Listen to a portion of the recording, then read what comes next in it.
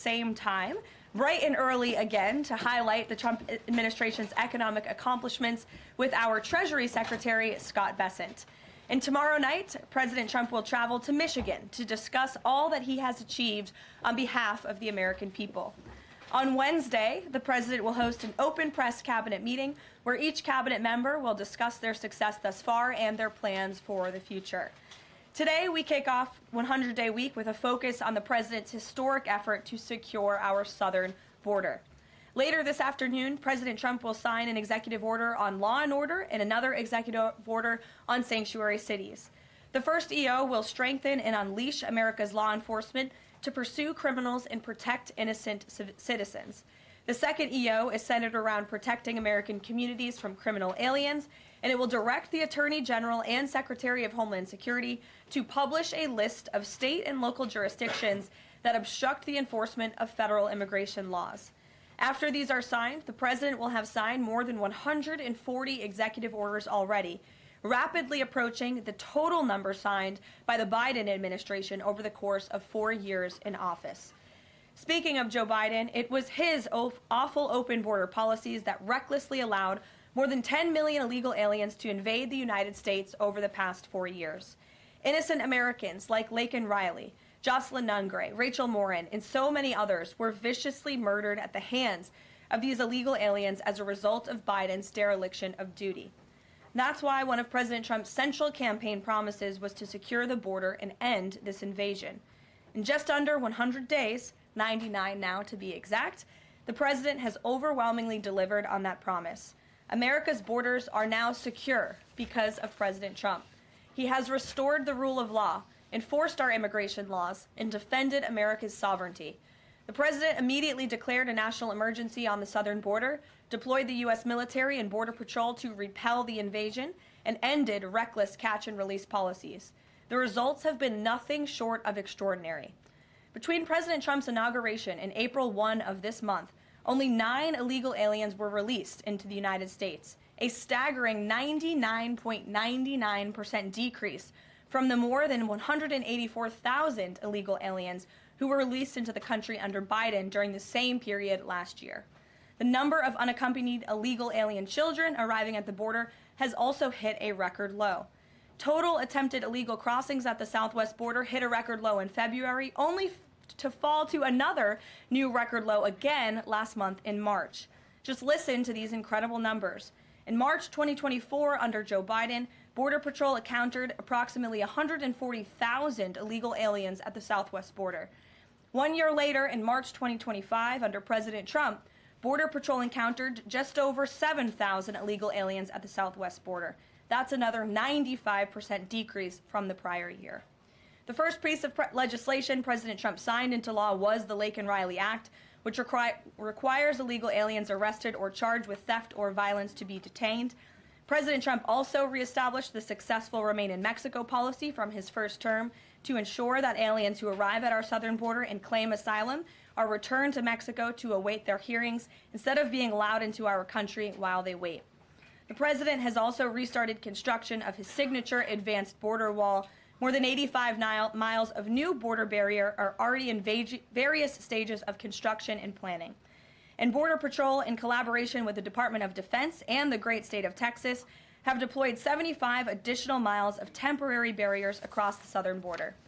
The Trump administration, as you know, has also ended the disastrous CBP-1 app, which Joe Biden exploited to facilitate the migration of nearly 1 million illegal aliens into the country.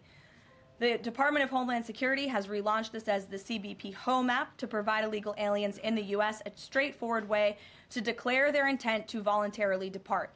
For years, Joe Biden's weakness in open border policies allowed vicious cartels to functionally control, through a campaign of terror, rape, and brutal force, nearly all illegal traffic across the southern border. President Trump has put a stop to this in record time. He designated these heinous cartels as foreign terrorist organizations and invoked the Alien Enemies Act to immediately apprehend, detain, and remove these massive threats who have flooded our country with deadly drugs, violent criminals, and vicious gangs. The Trump administration is working 24/7 to successfully arrest and deport these illegal criminals and foreign terrorists from our communities. We are in the beginning stages of carrying out the largest deportation campaign in American history. Over this past weekend, it was announced that through Operation Tidal Wave, a joint effort between ICE Miami and Florida law enforcement agencies, nearly 800 illegal aliens were arrested during the first 4 days alone.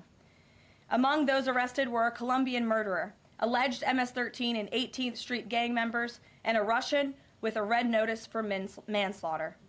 And on the other side of the country, in the early Sunday morning hours, DOJ and DHS together launched a joint raid of an illegal alien underground nightclub used by Tren de Aragua in Colorado Springs, Colorado.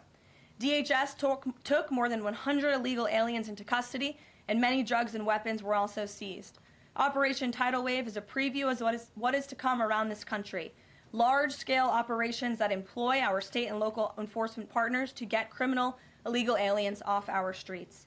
As always, President Trump and our entire administration are grateful for the courageous law enforcement officers who are putting their lives on the line every single day to protect their fellow Americans and to keep our country safe. After 4 years of being vilified and hamstrung by the Biden administration, heroic ICE and CBP officers finally have a president who has their backs and is allowing them to do the jobs they signed up to do. There's no person who can attest to that more than our incredible border czar here at the White House, Tom Homan, who has dedicated his professional career to protecting our country and enforcing the law. I will let Tom deliver some short remarks, and then we'll open it up for questions today. Thanks for being here, Tom. Thank you. Just a few things. Look, I started in the Border Patrol in 1984. I've been at this for over 40 years. I worked for 6 presidents, starting with Ronald Reagan. Every president I ever worked for took border security seriously, because you can't have national security if you don't have strong border security.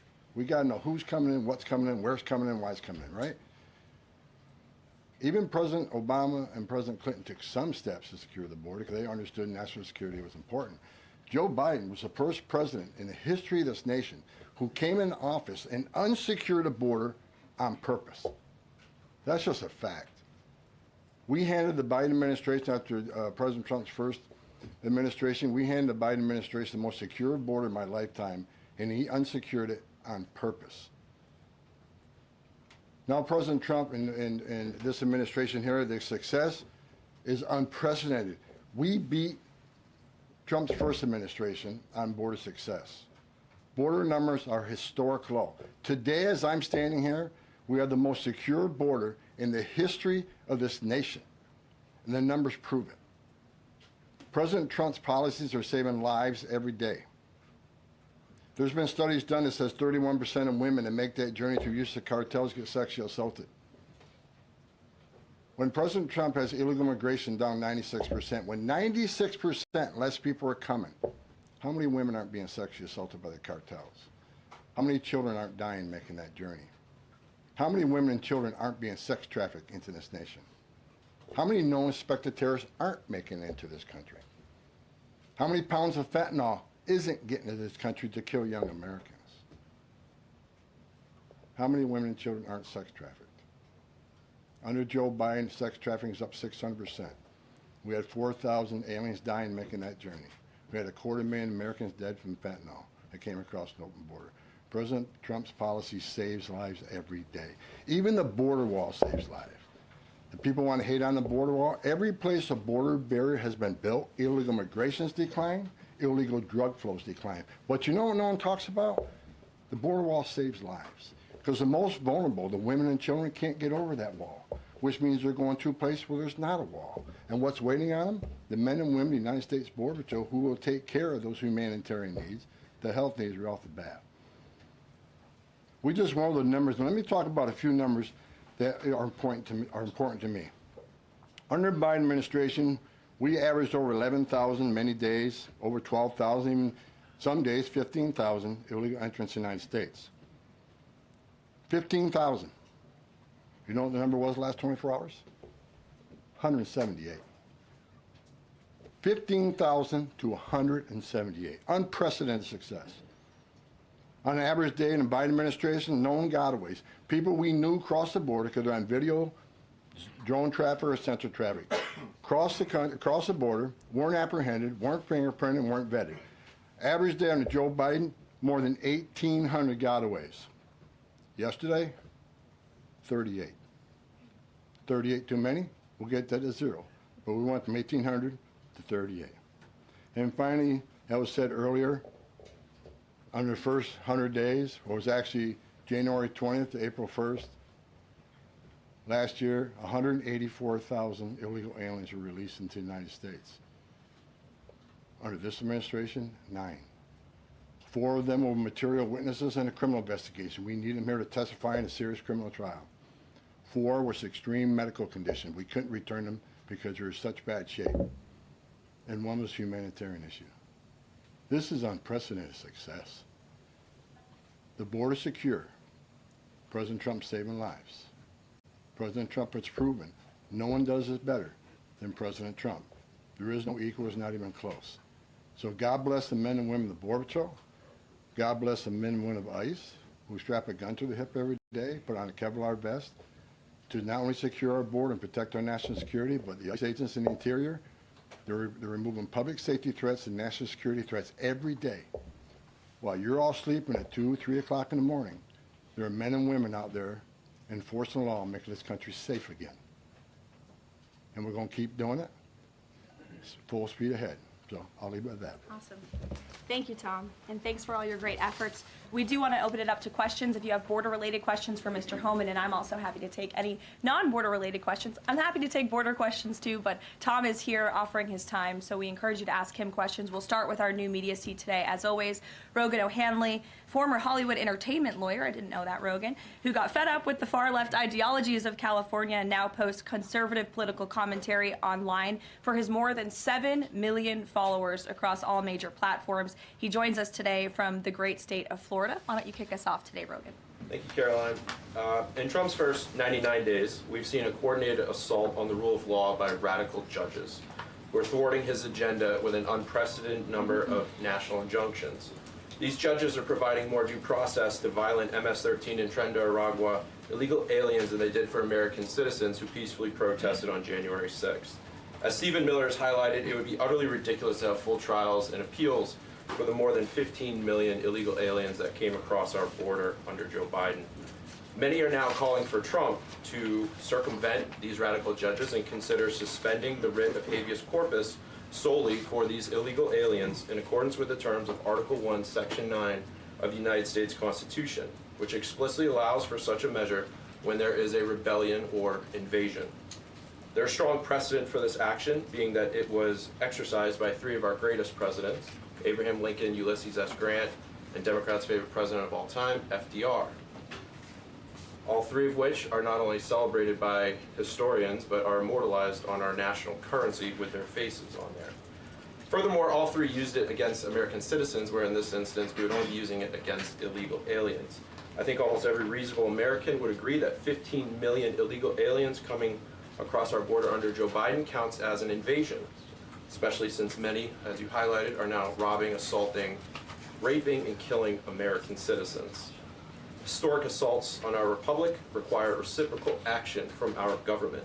Can you please let us know if and when the Trump administration is planning to suspend the writ of habeas corpus to circumvent these radical judges who are infringing on his Article 2 powers and to start shipping out illegals en masse? I have not heard such discussions take place, but I can assure you that the president and the entire administration are certainly open to all legal and constitutional remedies to ensure we can continue with the promise of deporting illegal criminals from our nation's borders. And I also agree with the premise of your question, which doesn't happen in this room often, but I do agree with yours. It is absurd that the previous administration was allowed to allow 15 million, that we know about, illegal aliens into this country with very little pushback from our judicial branch. But this president is trying to simply enforce our nation's immigration laws and is facing roadblock after roadblock. So we're complying with court orders, but as Tom Homan has said every day, we're going to continue to forge ahead with this mass deportation campaign, and the president is open to all remedies to do that. Thanks for being here today, Rogan. If I can also answer your question, as far as the judges, look, we just arrested a judge, Pam Bondi, for impeding ICE enforcement removals. I said from day one, you don't have to support ICE's operations.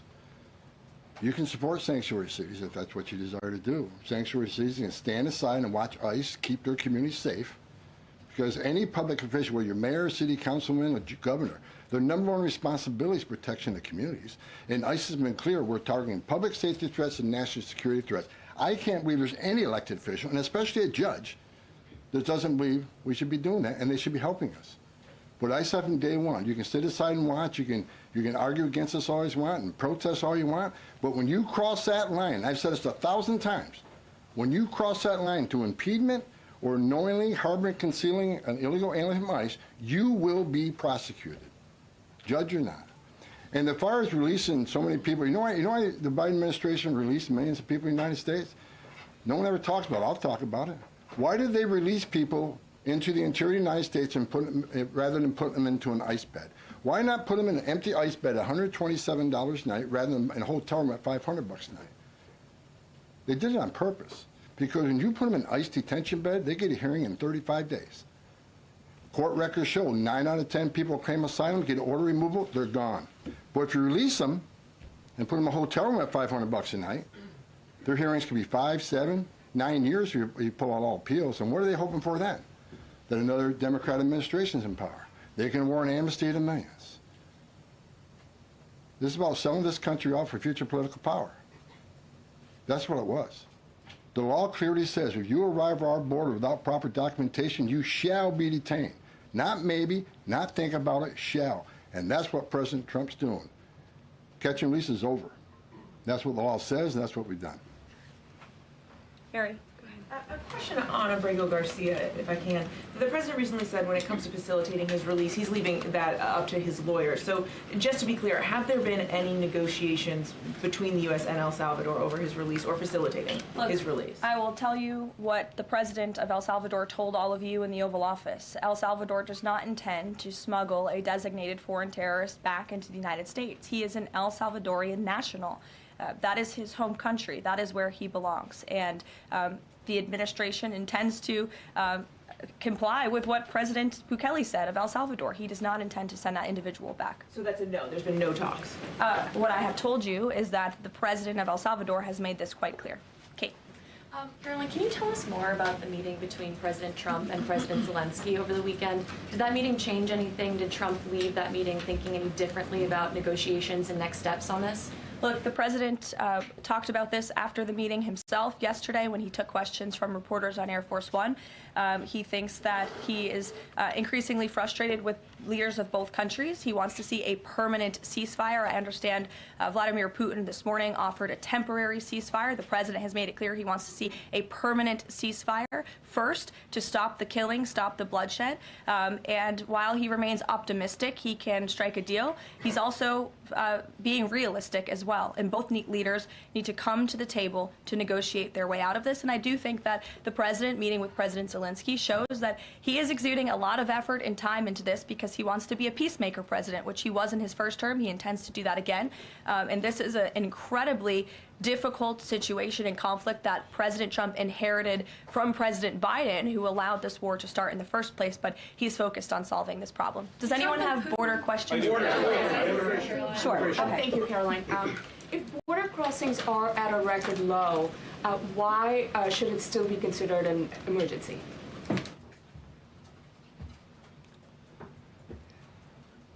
It's because of what has happened on the last administration. We got to ensure that not 1 ounce of fentanyl comes across the border to kill Americans. The president has declared the cartels in Mexico a terrorist organization, along with MS-13 TDA. They've killed more Americans than every terrorist organization in the world combined. It's an emergency till we shut it down. It's an emergency so the cartels are wiped off the face of this earth. President Trump's committed to saving every life. Now, I just mentioned gotaways, 38 yesterday. Who are the gotaways? Where do they come from? We had over 2 million gotaways under Joe Biden's administration. Why did 2 million people pay more to get away? Under the Biden administration, you pay a cartel this amount of money to cross the border. Cartel's job ends at the border. Just turn yourself in a green uniform. Get released in 24 hours. Get a free airline ticket to the city of your choice. Get a free hotel room. Get 3 meals a day. Get free medical care. Get work authorization in 90, 120 days, which is the real reason they came here. Why did 2 million people pay more to get away? Because they didn't want to be vetted. They didn't want to be fingerprinted. We've arrested over 400 people on the terrorist watch list coming across the southern border in 4 years. How many of the 2 million came from countries sponsoring terror? If you think it's zero, then you're ignorant. This is the biggest national security failure this country's ever seen. This is the border emergency until we end it, end all of it. We're making good strides, but right now it's still an emergency until we shut it down. Go ahead. This is a question for Mr. Homan. Late last week, there were 3 U.S. citizen children who were removed with their mothers who were in the United States illegally. There have been a federal judge in Louisiana who was appointed by President Trump said that he was concerned that there was, quote, no meaningful process. Are you concerned that due process, at least for the U.S. citizen children, is being flouted and that the speed at which the enforcement is being done could lead to errors, as was the case in the Kilmar-Abreu-Garcia case? And then also if you could give an update on the deportation numbers under this administration and whether you're pleased with them. First of all, I don't accept the term error in Abreu-Garcia. There was an oversight. There was a withholding order. But things have changed. The facts around the withholding order has changed. He is now a terrorist. We're seeing the withholding order set aside. And the gang he was fearing from being removed out of El Salvador no longer exists. So the facts around that case are totally different. I'll let the lawyers litigate that. But as far as the 3 USC kids, I'd said from day one that if you enter this country legally, it's a crime. If you remain in this country legally and you ignore a judge's order about deporting, if you choose to have a U.S. citizen child, knowing you're in this country legally, you put yourself in that position. You put your family in that position. What we did is remove children with their mothers who requested the children depart with them. This was a parental decision. Parenting 101. The mothers made that choice. And I tell you what, if we didn't do it, the story today would be Trump administration separating families again. No, we're keeping families together. So when a parent says, I want my 2-year-old baby to go with me, we made that happen. They weren't deported. We don't deport U.S. citizens. The parents made that decision, not the United States government. But I don't hear any questions about Laken Riley had a mother. She's never going to see her child again. Rachel Morin, she had 5 children. Those children are never going to see their mom again. This administration is doing the right thing. Every public safety threat we arrest in this country and remove them, this country is much safer. So parents will make a decision what happens to their child. Having a U.S. citizen child does not make you immune from our laws. If that's the message we send the entire world, enter the country legally. It's a crime. Don't worry about it. Get order removed by an immigration judge. Don't worry about it. No one's looking for you. And have a U.S. citizen child, and you're immune from our laws, you're never going to fix the border. People will keep putting themselves in harm's way. More women would die. More children would die crossing this border. We got to secure a border by enforcing our laws. We're not making this up. We're enforcing laws under statute enacted by Congress, and it's the right thing to do. Can you give an update on the deportation numbers under this administration? Mr. Homan. What are you asking for? We just provided the numbers. The number of deportations that have occurred under this administration, whether you're pleased with that. Last number I got was 139,000 deportation. Am I happy with the number? Numbers are good, especially if you look at the ICE numbers. The ICE arrest removals are far beyond Biden. But I read the media. Oh, ICE, the deportations are behind Biden administration. Well, why? Because they counted border removals. We don't have 10.5 million people crossing the border. We don't have border removals. So Joe Biden could have deported 5% of his encounters, and the numbers will still be higher than us on the border removals because we have a secure border, the most secure border in the history of this nation. Compare apples to apples, ICE arrests and deportations are far more than Joe Biden. That's right. Caroline. Sure, go ahead. Mr. Homan, talking about the border wall, can you give us an update as far as how many miles are being built today? And is Mexico paying for it, as the president said they were going to? Well, first of all, I'll answer that question because I already answered it in my opening remarks. To date, since January 1st, there's been more than 85 miles of new border wall construction in various stages of that construction and planning. The president has made it clear to Congress that we want to see more funding for not just border wall construction, but also to support our ICE agents and our Border Patrol agents who are on the ground facilitating with this mass deportation effort. So he's clear that Mexico is not going to pay for it? Is that what you're saying? Let's address that. Trump said Mexico will pay for the wall. They have in a roundabout way, have they not? Putting 10,000 military on the northern and southern border, taking the action they did remain in Mexico. They didn't have to do that. They're doing it. put military on the southern border, have moved illegal immigration to a record low. We're saving millions of dollars every day on detention, transportation, removal proceedings. We've more than made up for the cost of that wall because of the actions of Mexico. So is Mexico helping build that wall? Yeah, because we're saving so much money, millions of dollars a day, that we can afford to build that wall. So actually, yes, they're helping to build the wall. John Becker. Thanks a lot, Caroline. Mr. Homan, a question for you. You're the border czar. Can you give an estimate as to how many individuals are in the United States illegally? That's number one, and I'm sure you're very familiar with that number, or an estimate. And the second question is, I have a list that the White House put out of individuals, 100 ICE arrests since the beginning of the president's term, and the people are arrested for various very serious crimes: first-degree murder, convicted of rape, convicted of murder and aggravated burglary, sexual assault of a child. How many of the individuals that are in the United States illegally are people like this, really bad people? Well, first of all, how many illegal aliens I think in the United States? At least 20 million. He said, where'd you come up with that number? We've been speaking about 12 million for 20 years. We know we got 10.5 that we know of came to the border. How many don't we know of?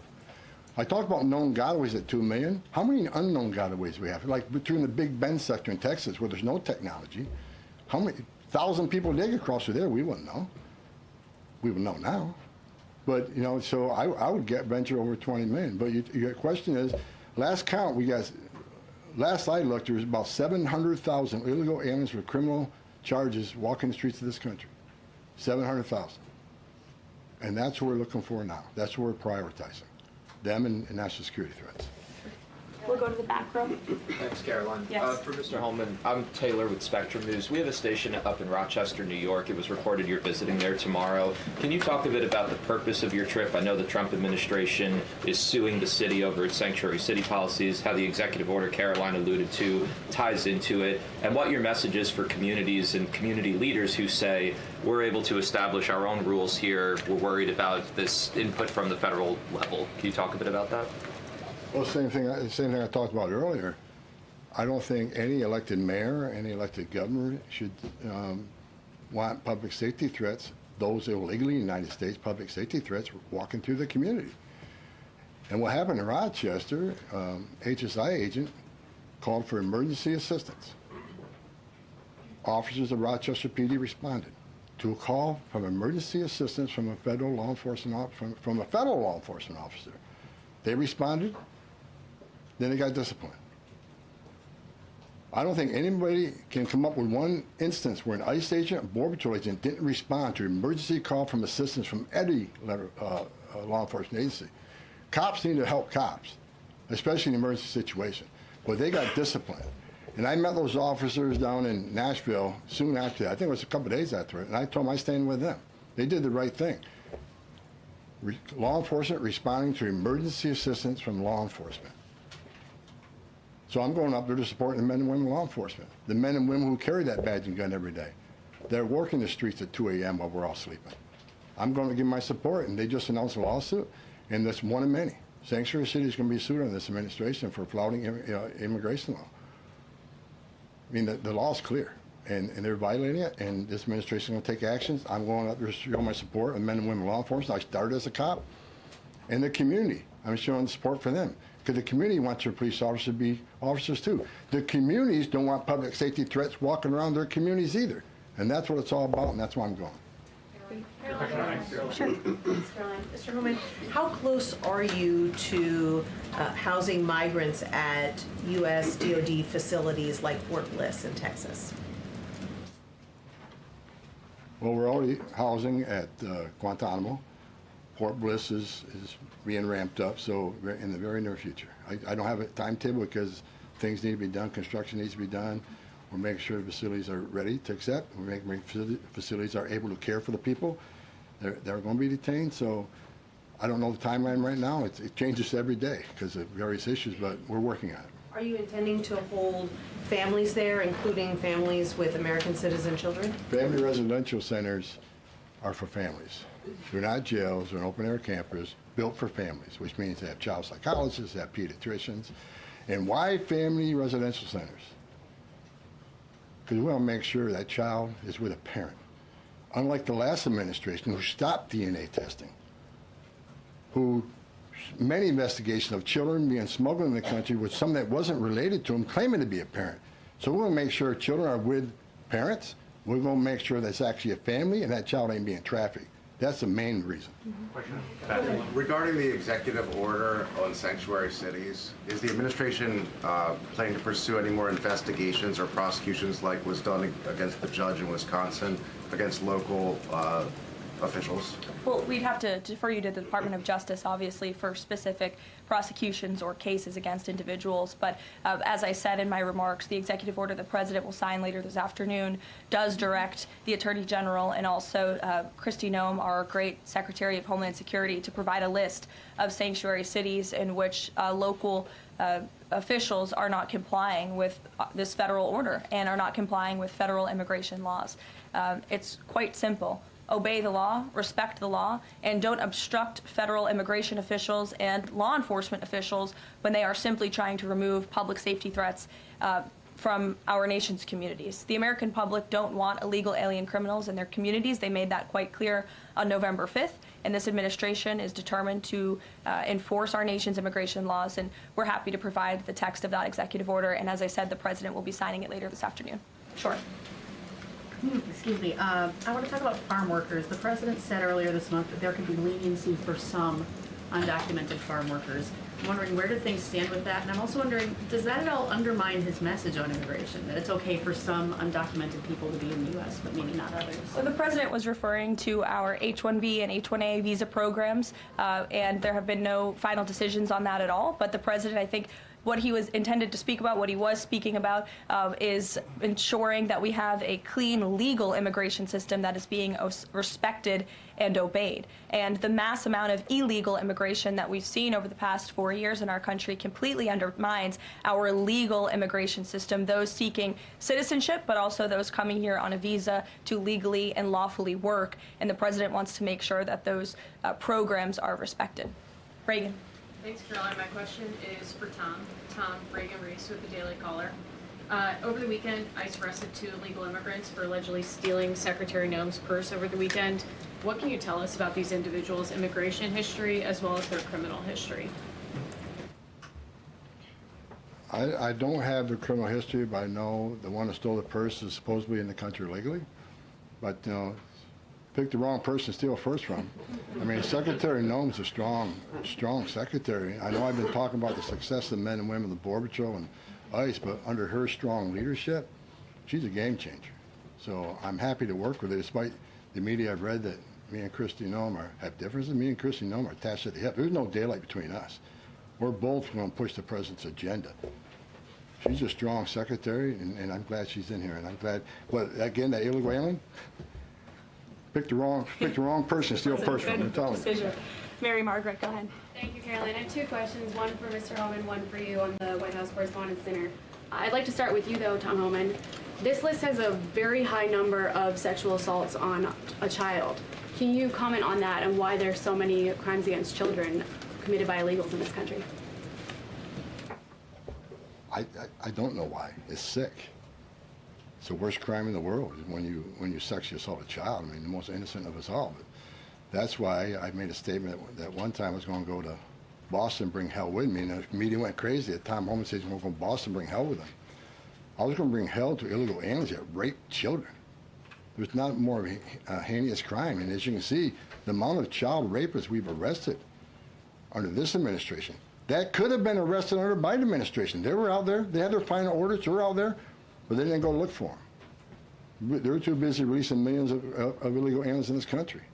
And the numbers prove it. The removal numbers of criminals was the lowest. ICE had the lowest number of removals in the history of ICE under Joe.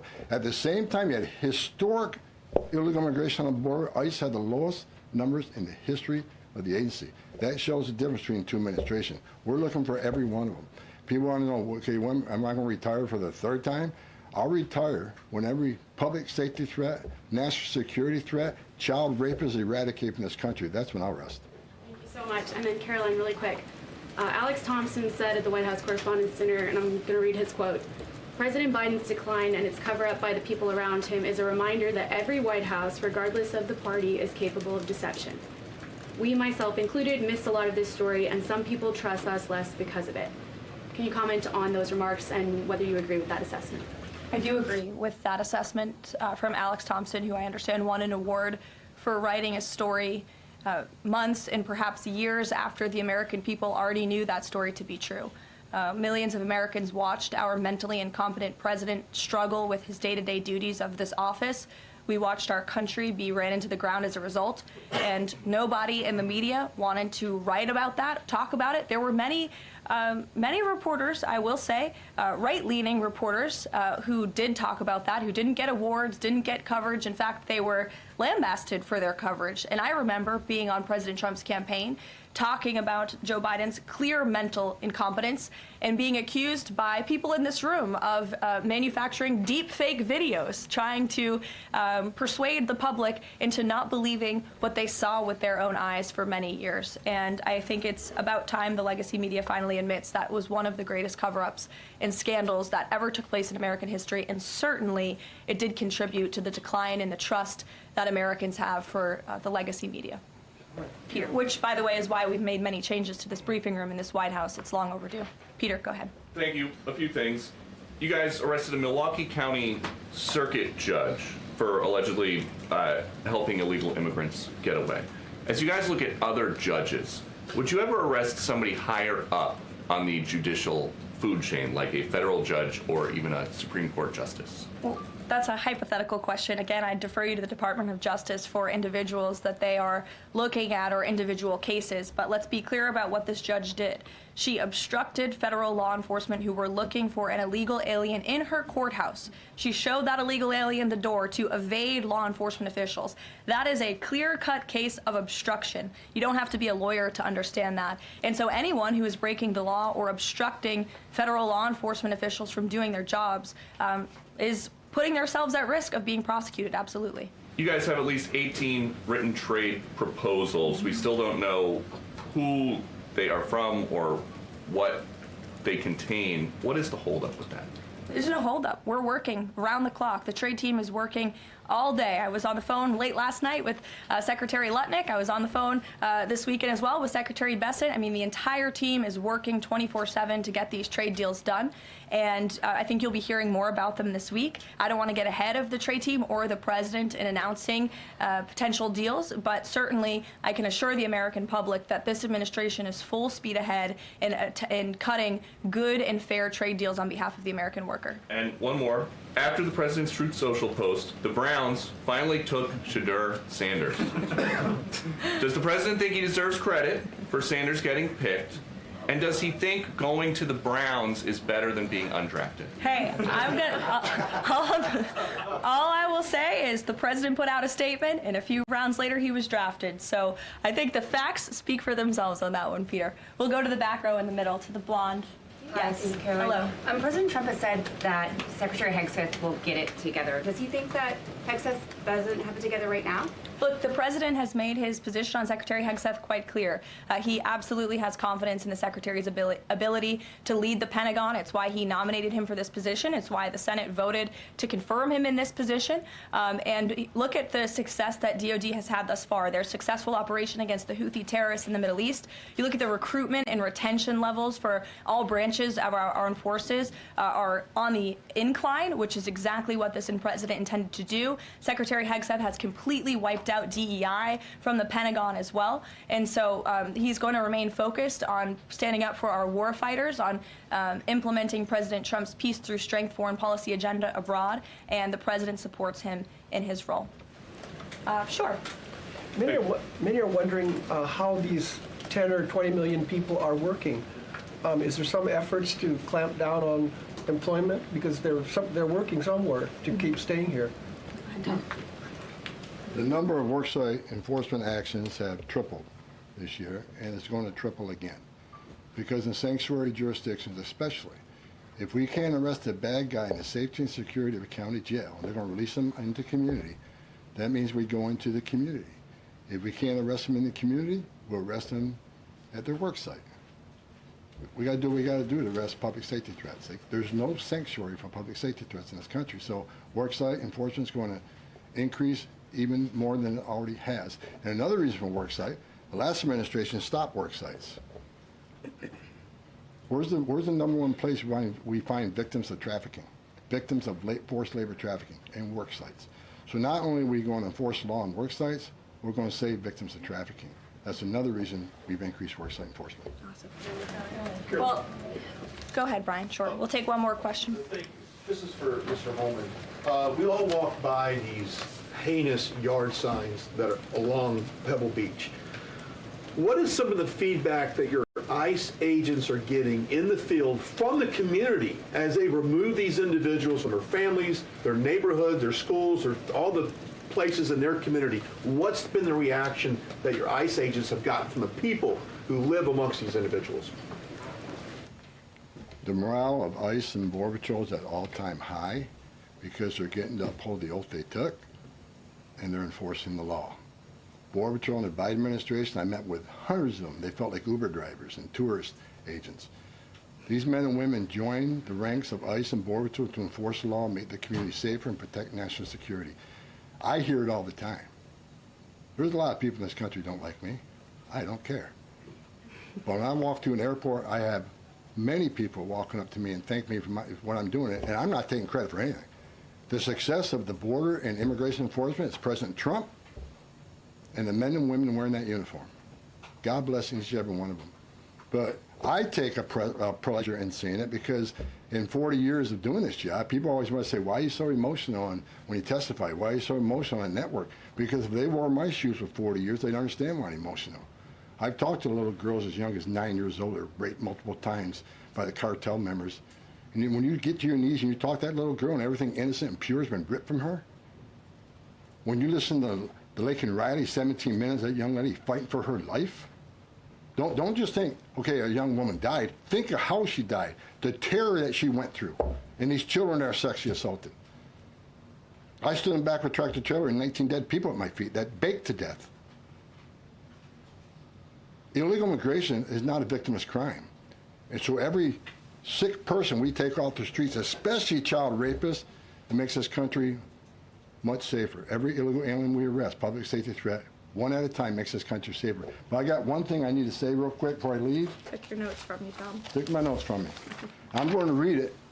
I don't want any misinterpretation when I'm reading to you. The registration requirements under 8 U.S.C. 1302. If you're an illegal alien in the United States, this message is for you. You cannot hide from ICE. We're actively looking for you. Federal law requires every alien in the United States who has been present in the United States more than 30 days needs to register. For those 14 years or older, you need to be fingerprinted with the Department of Homeland Security. Federal law requires every alien in the United States to tell DHS in writing if you have a change in address within 10 days of changing that address. Failing to register with DHS and failure to tell DHS about your new address are criminal offenses, and they're going to be treated as such. Starting today. Make no mistake, if you're in the country illegally and you fail to do what the law requires, we will prosecute you, you will go to jail, then we'll deport you. Second law, penalties for failure to depart, 8 U.S.C. 1253. If you're an alien inside the United States who has a final order, this message is for you. If you have a final order, the Trump administration is committed to enforcing our immigration laws, especially for those aliens who have received final orders of deportation. There are currently around 1.4 million illegal aliens who have been ordered removed but remain here in violation of the law. We will aggressively prosecute, consistent with long-standing law, those aliens for failing or refusing to depart or who takes other related actions aimed at hindering their removal. You cannot open the door, you cannot answer our questions, you cannot open your car door, you consider it to evade law enforcement. If you fail to leave the United States after receiving a removal order, we can and will issue monetary fines up to $998 a day. Evading your arrest, knowing you have a final order or removal, is a criminal offense. We will prosecute, then we'll deport you. Get your affairs in order. If you're in the country and you're illegally, work with ICE. go to CBP 1 app and leave on your own. Because we have to find you, deport you, and prosecute you. You'll have a bar placed on you, and you won't come back to this country. You won't be able to come back on a visitor's visa, a tourist visa. If you have a U.S. citizen child, can't petition for you. If you're in this country, well, you get your affairs in order and work with us and get yourself removed from this country. That's what law requires, and we're going to enforce that law. Awesome. Thank you so much, Tom. You can get back to work now. Look, he's already leaving.